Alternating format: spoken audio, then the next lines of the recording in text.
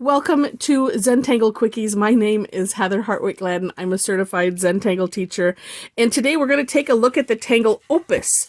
Opus was brought to us by the folks at Zentangle, and I call it I like to categorize my tangles, and that's one of the things on my website that I'm working to do, is to put these into categories. So this would be what I would call organic or naturey, because it's plant-like. I've already set up my tile with the four corners and the border, and I'm going to start mine right down here.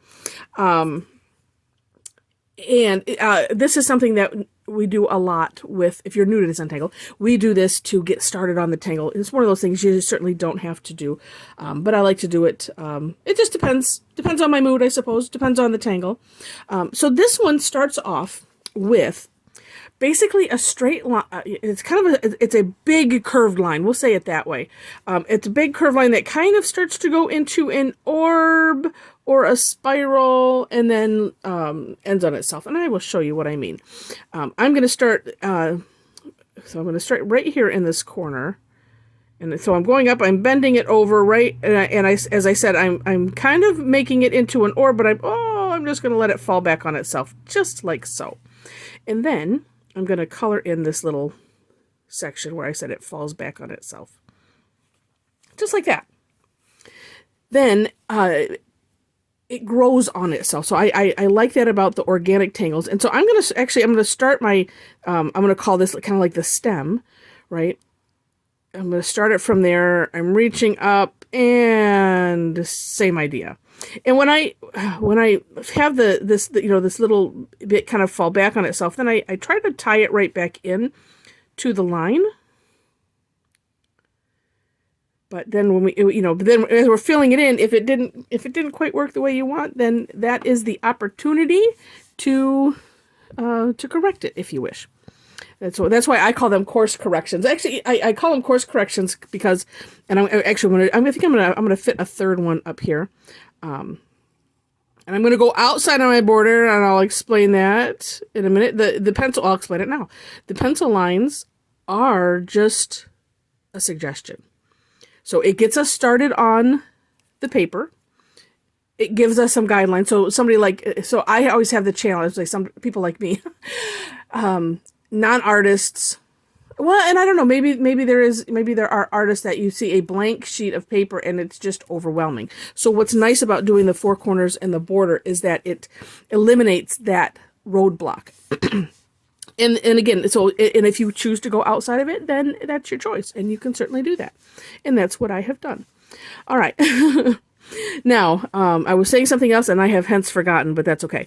The course correction thing. So, in Zentangle, so we talk about that art mimics life, and that's why we have no rulers, we have no eraser, because there's no eraser in life, so we don't have rulers or erasers in Zentangle especially. And so then we just learn to deal with whatever we have. I call them course corrections because I've listened to a number of I like to read books on for lack of a better term, like self-help type, motivational, things like that. And, and I heard somebody termed it as a course correction, and I like that. So that's what I call them. So now we're going to do this on the opposite side, as you can see. And so the one course correction is filling in. So when you fill in, if you need to change the shape of it a little bit, or, or have it kind of blend in a little bit more, then that's the opportunity to do that. All right, and I don't know that you have to. I mean, this is, of course, one of those up to you. Have these,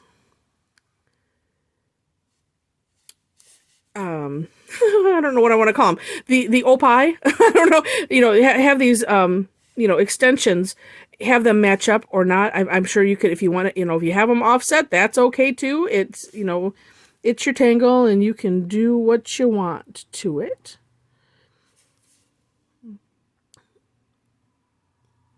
And being that it's, organic, I think it's nice when things, it doesn't have to be exact. That's the beauty of this, that way, it's done by you. It's not done by a computer, nothing like that. That looks really nice. I sometimes have challenges with curve lines, but it's like sometimes you just get kind of in the groove of it, or just maybe not overthink it. But I'm pretty pleased with my with how this looks. So this is not the end, although I think this is really neat looking as it is. And there's probably another tangle that's, similar to this, where you could stop there. But you could stop there if you want to. The next step, though, is to aura. And so if you are new to Zentangle, to aura is essentially to outline. So you kind of pick how far away you want your aura to be. And so I'm basically going outside of everything. And I am going to take this outside of that borderline. And now here's where we come into an issue. So can't fit this through here. And certainly can't fit 2 lines through there. So I call it bouncing because that's what it feels like to me. So I'm like, oh, can't fit. So I'm going to bounce off of this corner right here that these 2 kind of make. And then just continue on my way with the aura. And then come to this line here. And feel free to turn your tile as you need to. And I'm going slow because I want to be careful. It's a good thing to do things slow, because then you can just watch your pen. Because with Zentangle, it's intended to be like a meditative art, as I call it. It was Rick and Maria designed it as a way to teach meditation through art. I happen to just find art through it. Well, and meditation, because when I've understood the benefits of meditation, but my brain never shuts up long enough to actually do it. And I'm thinking here, I'm going to end up doing that same thing. So I'm going to come in here and then bounce out here. I think I can fit in very closely. And so the nice thing about Zentangle, especially, doing something like this, is to make yourself slow down and just watch that pen. There we go. And then too, from kind of slowing down, I find my lines look a lot nicer when I slow down. And it feels good, too. All right, so these couple places, so as you saw, so I went on the inside, right, of these. So on these ones where I did what I call the bouncing, I have to still finish, so I have to do the inside of those. So I'm going to start right here and travel around. And then kind of do the similar thing here where I'm going to just bounce out and then down there to the tip. And then the same thing up here.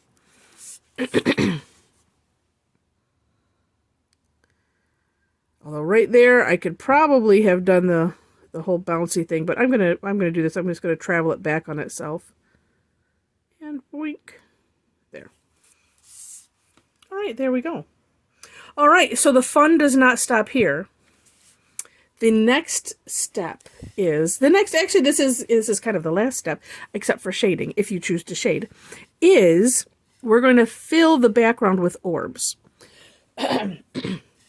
And what I'm going to do is I'm going to fill the orbs, but I'm going to stay with, for the orbs, I'm going to stay within my borderline. I have a couple examples from a class that I did, and, well, it's paired with another tangle, but I did the same thing, and I really like the look of it. Now, my challenge that I will share with you with orbs, in case you happen to have a challenge with orbs, number one is I need to work towards doing them slow, because when I go too fast, then I end up with, well, and even here, I end up where they're not exactly meeting. Some of that is because I think when I'm starting the orb, I'm starting it at a different angle than I should. And then a lot of times when I stop, I'm kind of like, especially when I'm going too fast, I stop and I end up with that same thing. I call it like a pigtail. One way to avoid this, though, I found, is to start my orb on like another line, because we want them to butt up next to each other. And also, let me throw in here also, they can be of different shapes. I'm bouncing around with where I'm doing mine, because what I'm always working to avoid is having them look contrived, you know, like, oh, here's a row of orbs and then here's another row of orbs, and it just looks, you know, very orderly, which is what I like. But at the same time, being a non-artist, I feel like to be more art-like, it should look more organic, I guess. So that's why I kind of bounce around. So if you have a similar challenge, maybe that's a thought for you. And then, like I said, we're butting them in close together. And actually, you know, maybe I'll do this in section by section here. What we did. So this is actually a tangle called tipple, and I know I have a video on that where you're filling in a section with these orbs. And one of the things that we do in tipple is we fill in, and if you can kind of see, there are little triangles that are created in the gaps between the orbs. Now, if some of them are big enough, I'll just put another orb in there. But if they're not, it's kind of neat, as you can see, to fill in. So you can see here's it's filled in and here's not. And so we're just going to continue to fill these in. And I do like when we're going around, you know, on the interior of this, it is neat to do a row, but you could also have those orbs grow like this within that section. So I'm just going to put a little one here. And again, whoops. Well, then I might just end up filling that in since I put a little dot there. We'll see. And some of them, just because of the, you know, I have them so close together that the pen creates that fill in. And so it's just it's a neat extra touch. Let me do this right down here.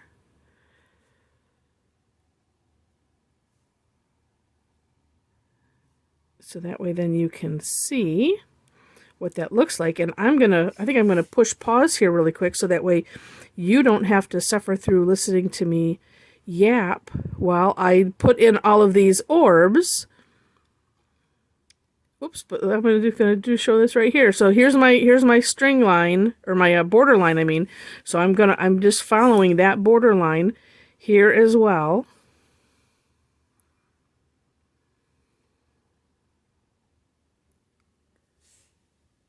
Yeah, there we go. I got the one. Oh, I think I could fit one in here because that's just small enough.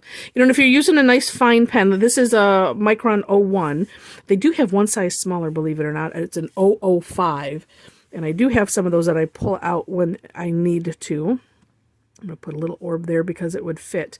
But yeah, so let me do like the cooking shows, and let me finish this up, and I'm going to push pause on my machine here and come back when I have the other half done. All right. So I have all of my orbs in, and you know, kind of touched up in the backgrounds as far as I can see. And yeah, and I think it looks really, really neat. So, you know, you don't with shading, because that would be our last step, if you want to do it. So you don't have to do shading if you don't want to, but it really, really, really brings the tangle to life. So the way I'm going to do this one is I'm gonna put some around the stem, and then on these interiors, and let's see, I'm going a little bit heavy. What I recommend, especially if you're new to this, go light until you're until you're used to it. So that way you don't end up with something that that you really don't like. And actually, I'm gonna go on the exterior of all of that there, outside of that border line, because in my head, that's what I want to do. All right, I'm for sure doing this stem. So I got the stem here. And then, like I said, you know, just kind of on this interior, I'm just going to do this upper part for right now. And so see what that looks like. And actually, you know what? I'm going to do just this 1/2 because I always find it interesting to kind of, that way you can kind of compare.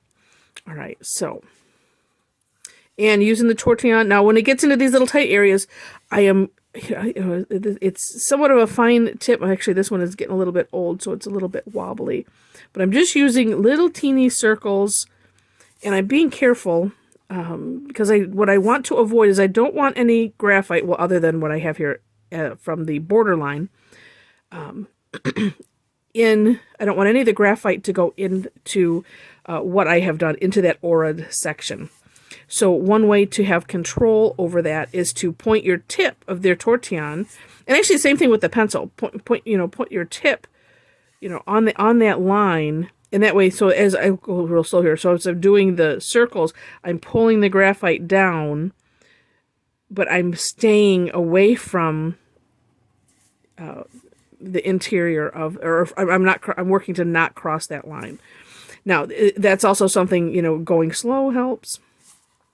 Now this one, I'm using little teeny circles, and actually sometimes I will end up just pushing like this, so I'll do like a motion like this versus a circle, just depending on the room, because what we are looking to achieve with our shading is having a contrast between light and dark. So you have to have some of your original tile color available, so that way you can have it. Otherwise, you are just, making it gray.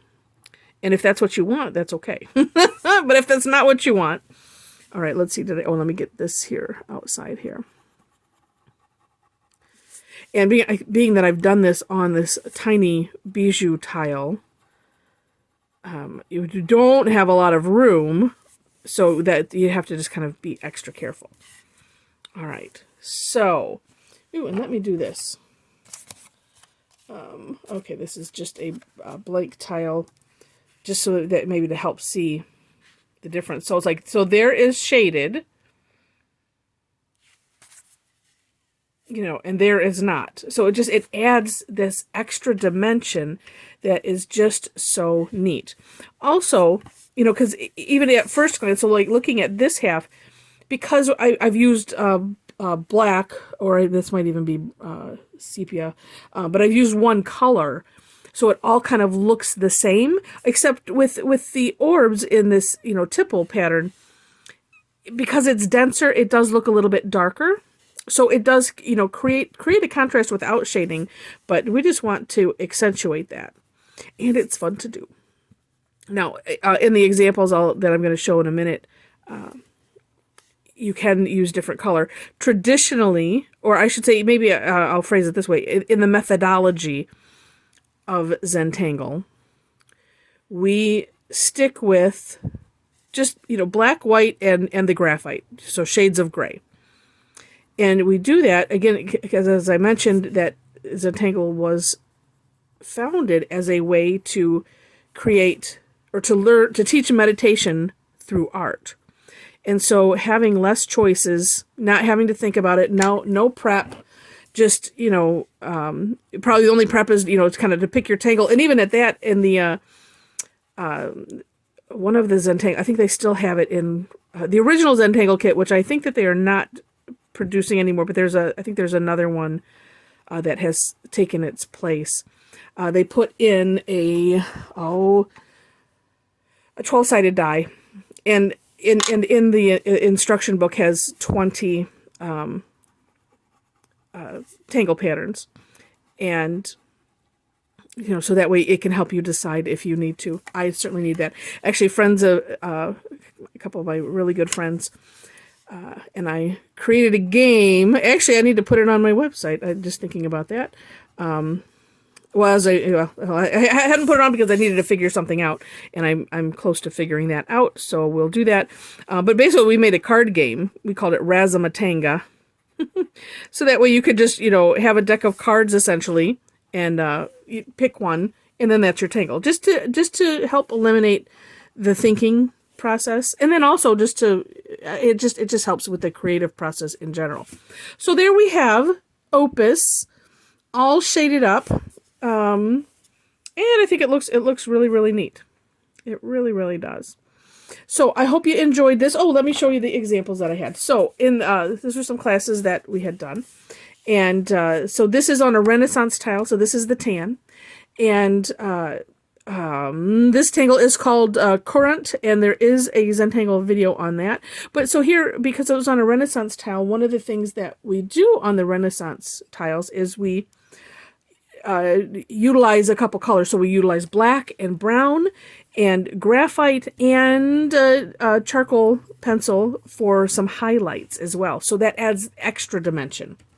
And then this one, now I mentioned course corrections early on. Sometimes, you know, I'm only sharing this with you, so y'all will keep my secret. So, you know, if you have something that goes awry, you just think outside of the box. So this tangle it's actually a tangle. It's called Zinger, and you know, I had where I don't know what I was thinking as I was auraing, and so it's like, oh well, I'll put a little ball on the end, and you know, and make that Zinger, and then just added a couple extra so it doesn't look like a mistake, because it's not. There's no such thing as mistakes in Zentangle, so I accentuated it with that. So that's neat. But then you can also see how neat it is to do, you know, have the orbs maybe in a different color. Because while I mentioned the methodology, we do just, you know, black, white shades of gray. There's no reason why, of course, no reason why you can't add some color. Because, you know, it's fun.